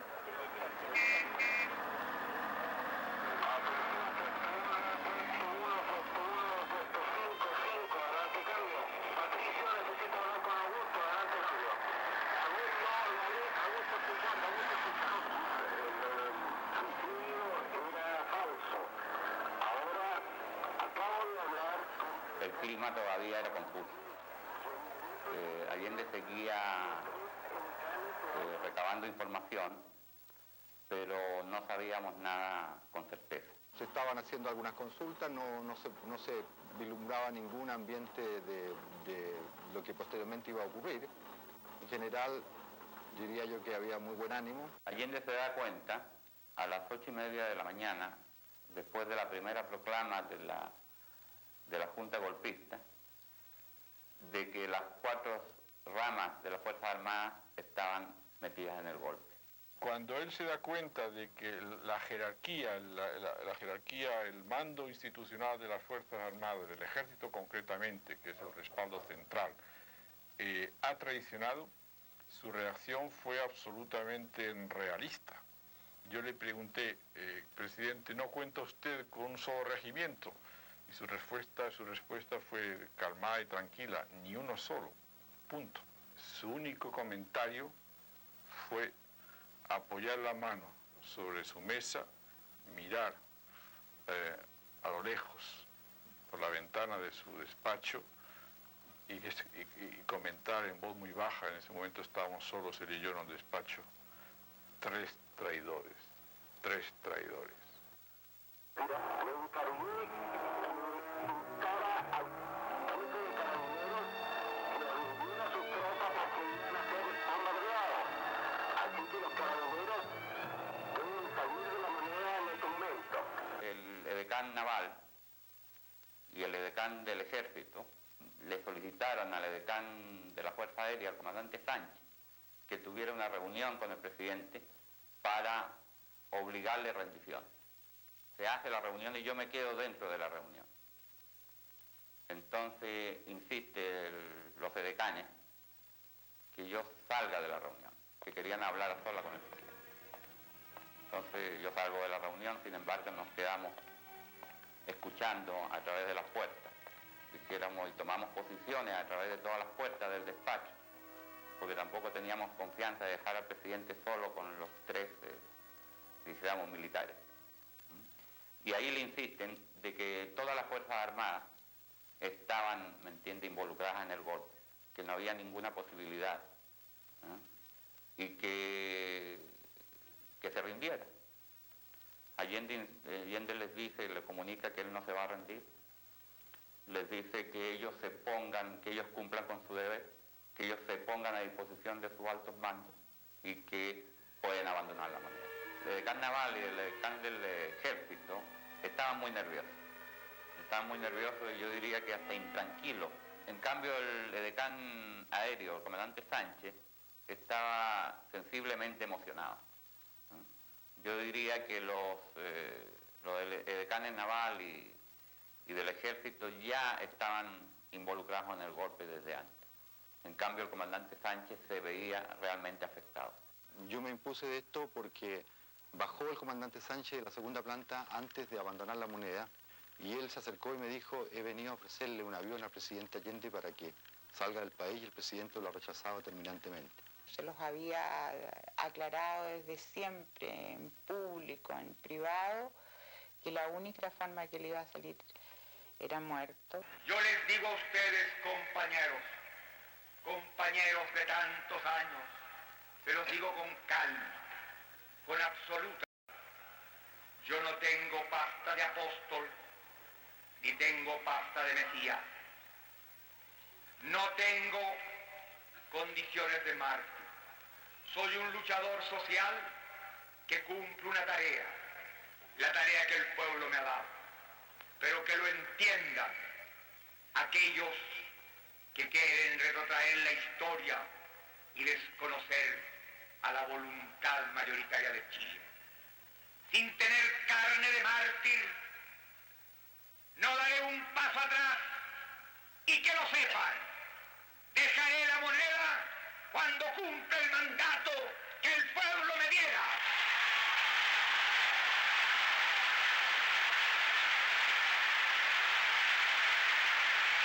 No tengo otra alternativa. Solo acribillándome a balazos podrán impedirme voluntad de hacer cumplir el programa del pueblo. En previsión de circunstancias de emergencia, el presidente había hecho colocar al lado de su mesa presidencial 3 teléfonos conectados directamente con 3 emisoras de radio diferentes. Esa mañana, desde las 7:30, estuvo dirigiéndose a través de esas emisoras a la población y sucesivamente fueron bombardeadas, inutilizadas, hasta que a las 9:15 de la mañana quedaba únicamente con posibilidad de salir al aire una emisora de las 3, Radio Magallanes, y a través de esa emisora es que pronunció su última locución. Deja su fusil sobre el escritorio y toma el teléfono a magneto, porque ya las comunicaciones telefónicas normales no funcionaban, y se trata de comunicarse con Radio Magallanes.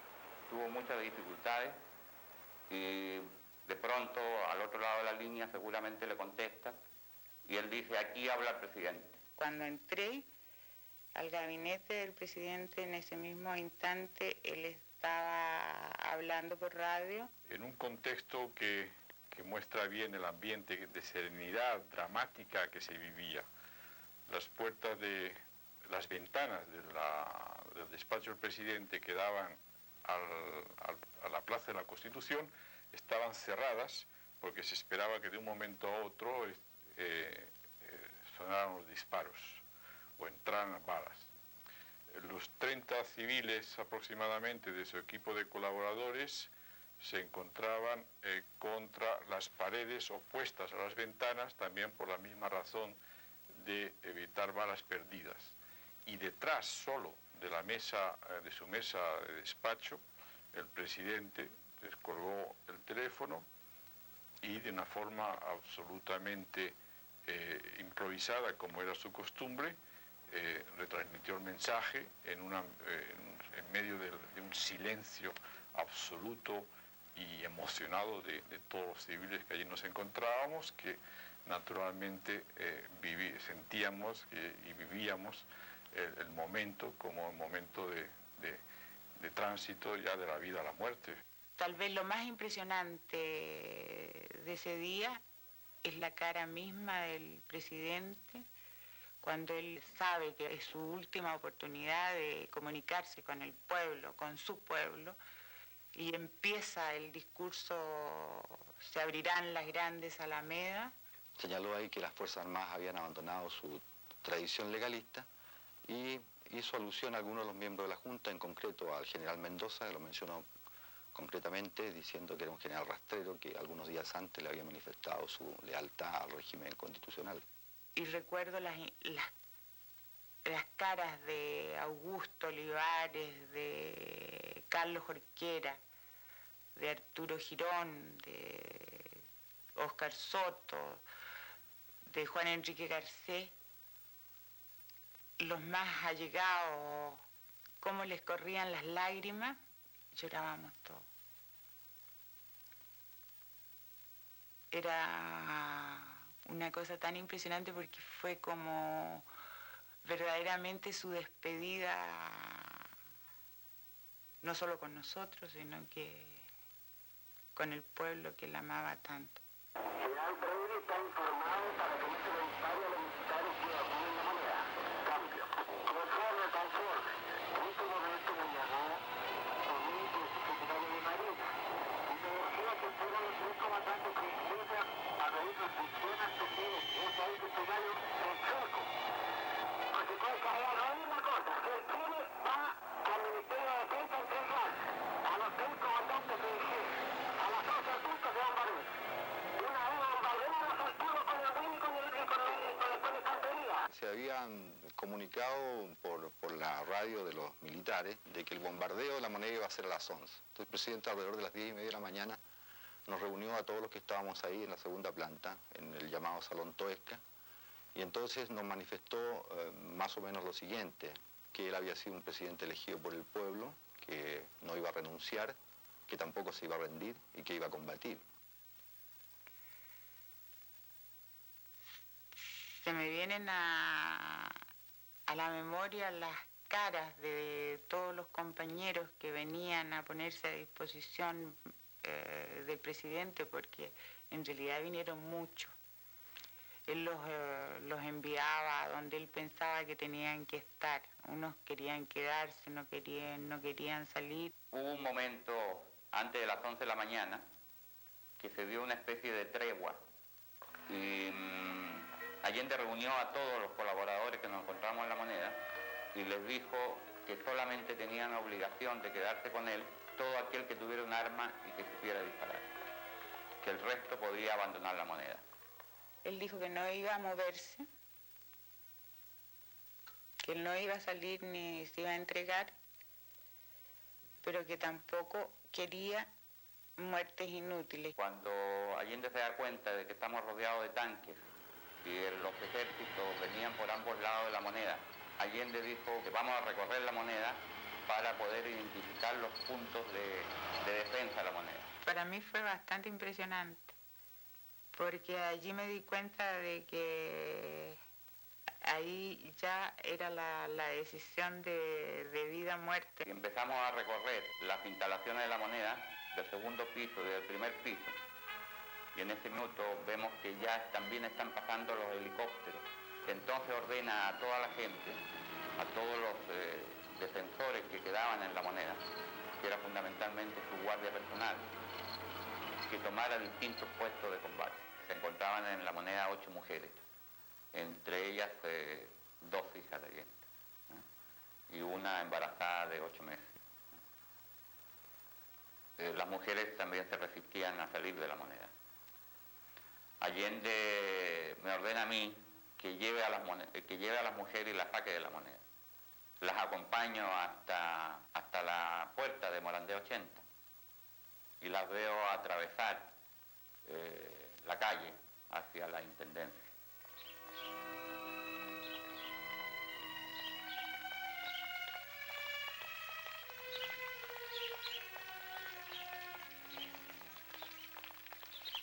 Una vez que las mujeres salieron, el presidente Allende quedó más tranquilo. Sin embargo, en la moneda se quedan 2 mujeres. Una se queda accidentalmente, que era una secretaria del Ministerio del Interior, y la otra, Miriam Contreras, Fallita. Yo estaba convencida que yo tenía que permanecer igual como los otros compañeros que allí se quedaron, que teníamos la obligación de quedarnos al lado del presidente. En ese minuto también Allende intercepta, cuando tenía el teléfono descolgado, intercepta una llamada del Ministerio de Defensa, una conversación entre ellos, del general Baeza, que dice que el único punto de resistencia que queda importante es la moneda y que hay que destruirlo por tierra y por aire y que textualmente que hay que aplastarlos como ratas. Pinochet en una oportunidad quiere dialogar con Allende también. Entonces Allende le manda un recado, le dice que un presidente digno recibe en la moneda. Si él quiere dialogar, que venga para acá. Por supuesto que nunca llegó. Es incondicional, no gubernamental. O sea, es decir, mantiene el ofrecimiento de sacarlo del país.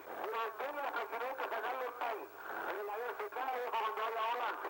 Nosotros teníamos en la moneda 3 bazucas y se destruyen 2 tanques con la bazuca.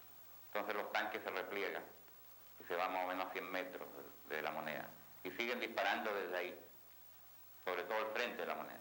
Allende mismo, en varias oportunidades desde el comedor, dispara tendido en el suelo hacia los militares que se encuentran a la altura de la Alameda.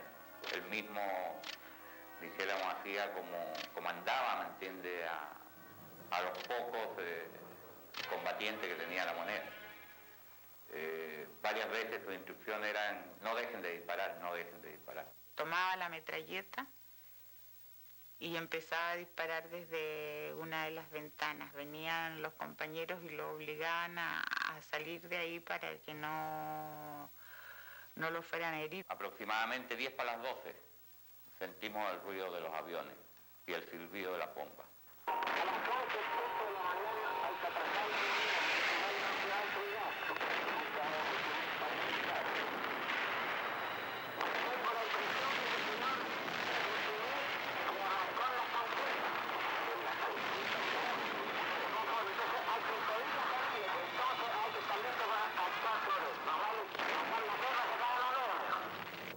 Los aviones pasaron 14 veces, 2 aviones, fueron 28 bombas, media hora aproximadamente bombardeo.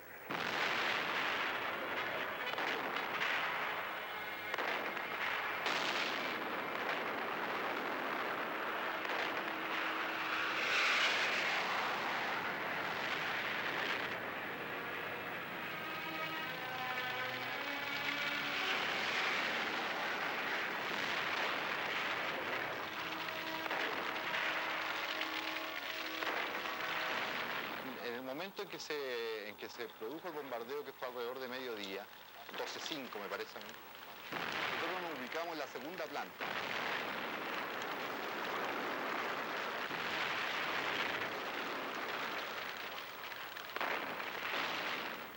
Nos hizo bajar al primer piso, pensando que con eso iba a proteger algo más. Y inmediatamente me recuerdo que se colocó encima de nosotros como para protegernos con su cuerpo, porque lo hirieran a él y no a nosotros. El bombardeo desarrolló una gran onda explosiva donde nosotros estamos, entonces toda la moneda, las ventanas y las puertas se rompieron y se quebraron. Y se produjo un gran incendio que nosotros veíamos alrededor de unos 25 metros de donde nosotros estábamos. Se estaba incendiando la moneda. Claro, ya fue imposible estar ahí porque no se podía respirar, porque había una gran cantidad de humo, mucho calor. Es muy impresionante si tú te pudieras imaginar qué es lo que sentíamos nosotros allí adentro, que era un puñado de gente. Estaban bombardeando los aviones, los tanques al frente de La Moneda. Desde el Ministerio de Defensa disparaban. Yo sabía que la Marina en Valparaíso ya se había sublevado también, entonces era como este hombre con un puñado de gente alrededor tuviera a todas las fuerzas de aire, mar y tierra, como se dice, en una guerra tan dispar.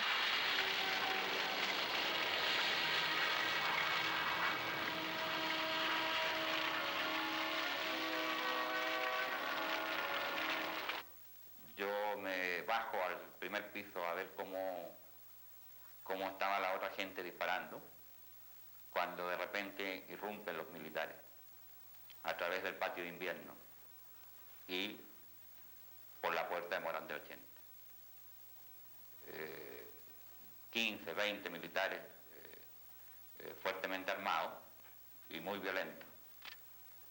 Nos tiran al piso, nos pegan con los fusiles y nos detienen a un grupo de compañeros que habemos 3 o 4, que somos seguramente los primeros detenidos. Yo vi al presidente Allende vivo más o menos a las 2 de la tarde de ese día, en un momento en que yo era prisionero en ese momento ya del ejército, que estaba en la primera planta de La Moneda, y un comandante del ejército me levantó del suelo donde yo estaba y me hizo subir a la segunda planta que conversara con el presidente. Y lo vi a él a la altura de unos 3 o 4 metros. El presidente, como había mucho ruido y había combate, inicialmente no me escuchó. Entonces yo me acerqué más a él. Él me preguntó, ¿qué me dice, doctor? Entonces le digo, presidente, los militares dicen que hay que rendirse, que usted debe bajar de la segunda planta a la calle. Ese fue el último momento en que yo lo vi. Ahí, en esos momentos que ya era la guerra completa. Los militares entonces nos sacan a nosotros arrastrando a la calle de Morán de 80 y empiezan a subir la escala y dan una orden que tienen 5 minutos para rendirse los que se encuentran en el segundo piso y que empiecen a bajar. En esos momentos él ve el acta de la independencia y le pide a Eduardo Paredes que la descuelgue y la hace enrollar. Y me la entrega porque dice, si hay alguien de aquí, entre nosotros, que tiene una posibilidad de salir viva, eres tú, y tú eres la responsable. Debes salvar esta acta, porque eso es lo único que va a quedar. Y yo la guardé y salí con el acta. Yo bajé las escaleras con el acta de la independencia. Y es allí cuando los soldados nos empiezan a dar culetazos y me la quitan. Y les grito, yo no la rompan, y llegan y la pescan y la tiran y la rompieron. Pero era tal el odio con que nos pegaban, con que nos tiraban para revisarnos qué es lo que llevábamos con nosotros, que o no entendieron o no sabían lo que era un acta de la independencia, que eran soldados. Y al llegar a la calle, todos fuimos agrupados en la pared de Morán de 80, de La Moneda, con las manos atrás, y la persona que estaba al lado mío, yo en un momento me sorprendió que estaba muy emocionado, estaba sollozando, y le pregunté qué había pasado. Entonces él me comunicó de que el presidente había muerto. Eso fue después de que nosotros habíamos escuchado una balacera muy intensa en la segunda planta. Hay una comunicación de personal de la Escuela de Infantería que está ya dentro de La Moneda. El 11 de septiembre es un día negro en la historia de Chile. Mientras venían las bombas de incendio, apagaban el incendio de La Moneda y sacaban el cadáver de Allende. Por la posibilidad de interferencia, la voy a transmitir en inglés. They say that Allende committed suicide and is dead now. Díganme si entienden. Está digo perfectamente, cambio. Respecto familia no tendría urgencia entonces esta medida. Simplemente en un cajón o en parte de un avión viejo junto con la familia, que el entierro lo hagan en una camasta en Cuba. Vamos a tener una pelota más para el entierro, si es pequeño hasta para morir, todo problema. Conforme. Yo me quedé ahí porque era mi obligación. Yo había sido médico del presidente Allende desde muchos años y había trabajado con él y lo acompañado en muchas circunstancias de todo tipo durante toda su presidencia. Entonces, naturalmente, mi lugar era ahí, yo no podía estar fuera. Era un problema de conciencia personal, ¿no? ¿Qué sientes tú que te arrebataron definitivamente ese 11 de septiembre?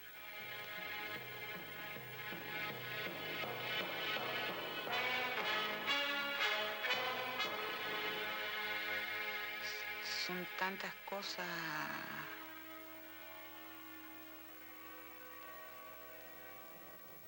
casi como decirse la vida misma, porque primero que nada perdí a mi hijo de 20 años que lo fusilaron. Mi familia fue perseguida, cada uno partió a vivir a diferentes lugares, ni siquiera tengo el derecho de vivir en Chile.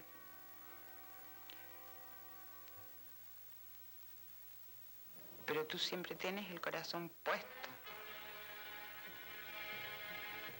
allá en ese país, al final del mundo, como dicen. Colocado en un tránsito histórico, pagaré con mi vida la lealtad del pueblo. Y les digo que tengo la certeza que la semilla que entregáramos a la conciencia digna de miles y miles de chilenos no podrá ser cegada definitivamente. Tienen la fuerza, podrán avasallarnos, pero no se detienen los procesos sociales, ni con el crimen, ni con la fuerza. La historia es nuestra y la hacen los pueblos. Sigan ustedes sabiendo que mucho más temprano que tarde, de nuevo abrirán las grandes alamedas por donde pase el hombre libre para construir una sociedad mejor. ¡Viva Chile! ¡Viva el pueblo! ¡Vivan los trabajadores! Salvador Allende, en esos momentos, él estaba cierto que entraba en la historia de Chile.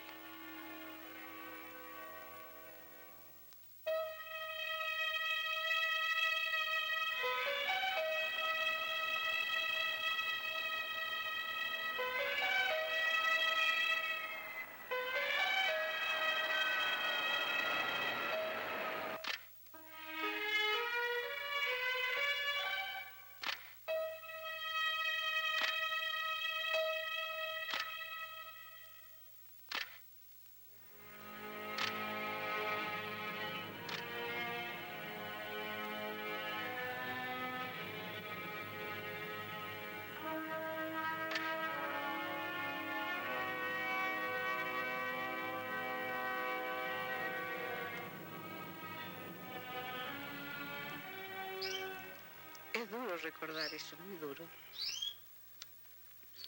Eso fue la mañana del 12 de septiembre, al día siguiente de su muerte. Era un triste cortejo en una mañana, la recuerdo siempre, llena de sol en Viña del Mar. Así llegamos hasta el cementerio Santa Inés. Cuando llegamos ahí, había un grupo de personas y avanzamos por las callejuelas del cementerio y en todas las sepulturas habían soldados con ametralladoras apuntándonos como si fuéramos a cometer un acto ilícito. Antes de depositar el féretro de Salvador Allende, recogí unas florcillas que habían de otras tumbas así y las alcancé a tirar y decir algunas palabras.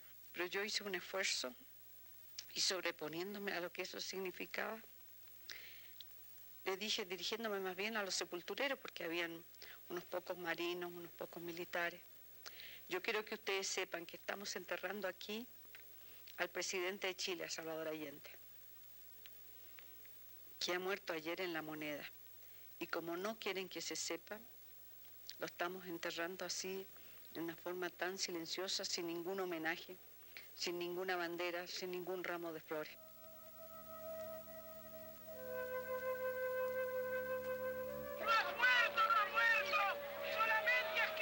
Como si de todos los muertos se tratara, una multitud, desafiando el terror, acompañó el cuerpo sin vida de Neruda.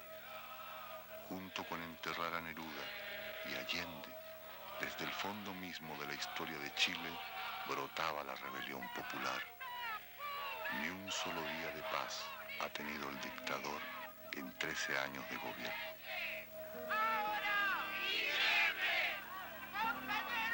Chile, entre la cordillera y el mar, entre Neruda y Allende, en medio de los dos, una antigua y renovada historia.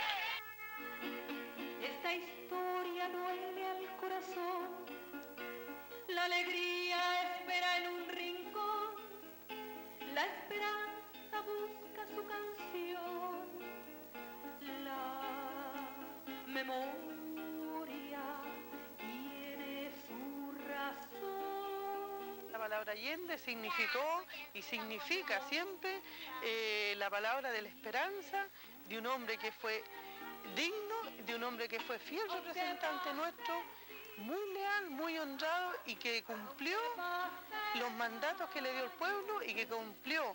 Realmente él dijo, muerto me sacan de La Moneda, y hasta ese momento él cabalmente como hombre murió dentro de La Moneda y ahí nos dejó un testamento a nosotros, lo cual nos dijo que iban a venir otros hombres jóvenes a construir un mañana mejor y que al final se abrirían las grandes alamedas por donde pasaríamos todos.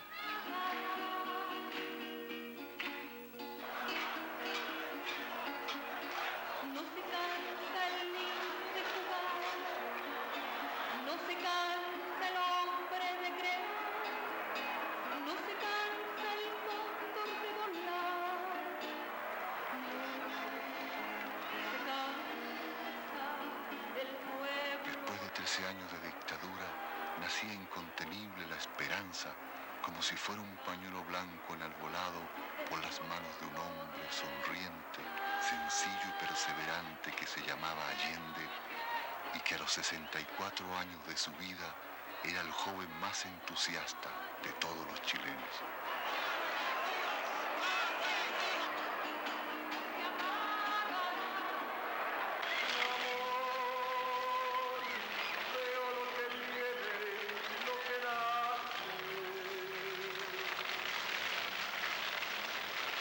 Allende se abrirán las alamedas.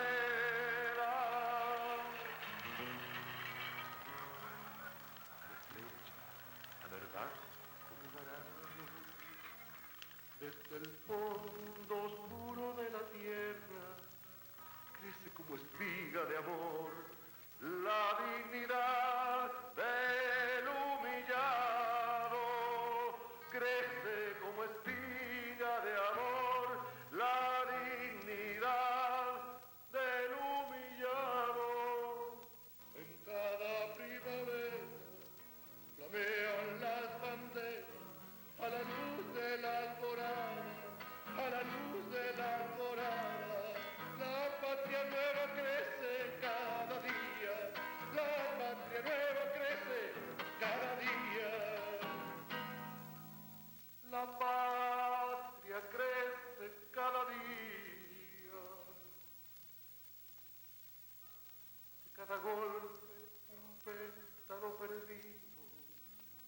Los que buscan la luz rompen certero las tinieblas.